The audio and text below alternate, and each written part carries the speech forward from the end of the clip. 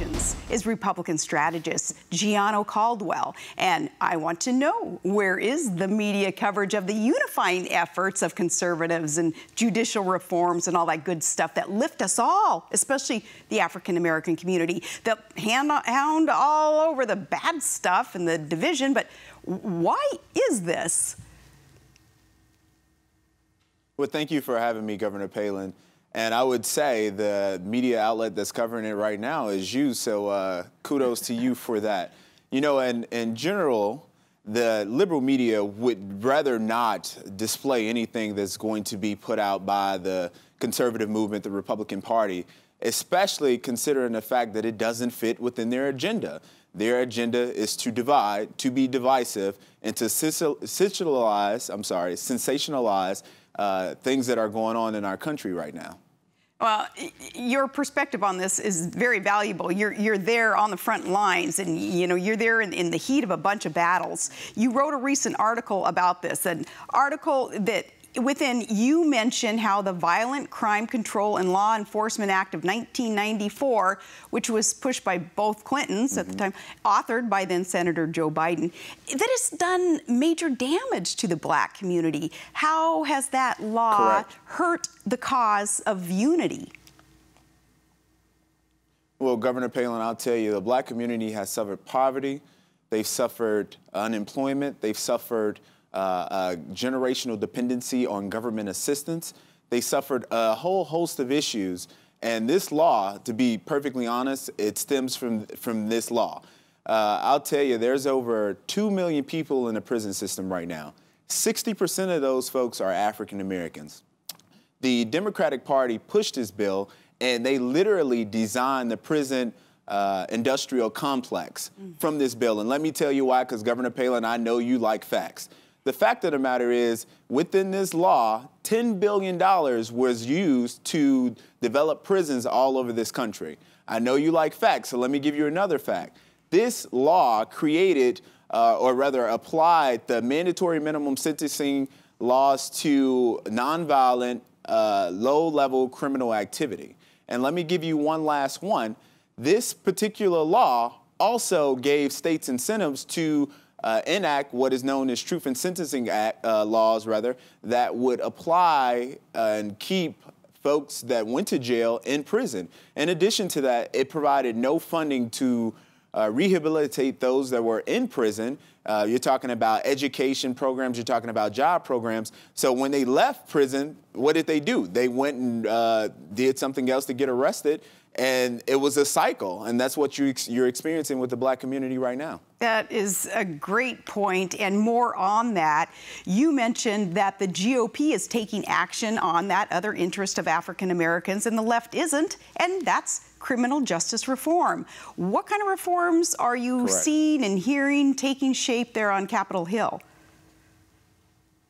And you know what, Governor Palin, I'm a federal lobbyist, so I only had the opportunity to learn about some of these things, not from the press, because that's not what they're reporting. I've learned about these things from personal discussions with folks. A good example was Senator Tim Scott. He just introduced legislation that would provide funding for body cameras throughout this country. So any municipality, police department that wishes to have body cameras so they can make sure they're protecting themselves and the citizens around them, they can use that. And I tell you what, there was a study done which showed that 90% of complaints against police officers, there was a reduction of 90% after officers were wearing body cameras. Senator John Cornyn, he produced a bill recently that would provide for funding for job training programs, drug rehabilitation for those that are currently in prison, education as well. These are good things. Senator Lee of Utah, he came out with something that's going to pretty much take the harm in which we've seen with the Biden-Clinton law that the Democrats pushed out in 1994. He's going to reduce the time that the minimum mandatory amount of time that folks would experience for nonviolent, low-level criminal offenses. You are, as I say, real bold. People are listening to you, including, Donald Trump read your great piece, Why the Republican Base Has a Tie to Trump That Won't Break. And I know he sent you a thank you note, and he's mentioned this. I'd be dishonest if I told you that I memorized your whole op-ed there, but I bet you our viewers would want to know more about what you said in that op-ed. Well, in addition to being a federal lobbyist and a Republican strategist, I'm also a contributor with the Hill newspaper publication. For folks that are interested, they can go and read any of the pieces that I've written online. But this particular piece, I was kind of surprised that Mr. Trump, or the Donald as I like to call him, sent me a note, which was this past Tuesday, because it wasn't a glaring piece on him, but it was a piece just stating the facts.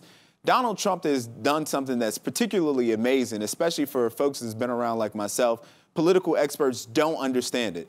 Donald Trump has taken the political correct nature in which our society has been shaped in, and he said, look, I'm just going to tell you like it is. And that tell it like it is nature has done something that people gravitate towards, the Republican base and others. It has caused them to lose business deals. Some would estimate into the hundreds of millions of dollars, or rather $100 million. So with what has happened, he hasn't backed down like many would. You'll see politicians, once they see that they're losing money, they back away. You see business leaders do the same. He didn't do that. He doubled down. He went in, and he's continuing to go in. So I appreciate him for that. Yeah, I think that you and the Donald and a few others in that race, you guys have that in common. And I know that you're as sick of the elites politically correct. Dr. Ben Carson being one of them, too. Amen. Yeah, he's great. The politically correct culture, that's reshaping us from a free, brave nation to a stifled, wussified nation. Try to give our One America News viewers some hope here. Well, you know what? And I think it goes back to your last question about Donald Trump.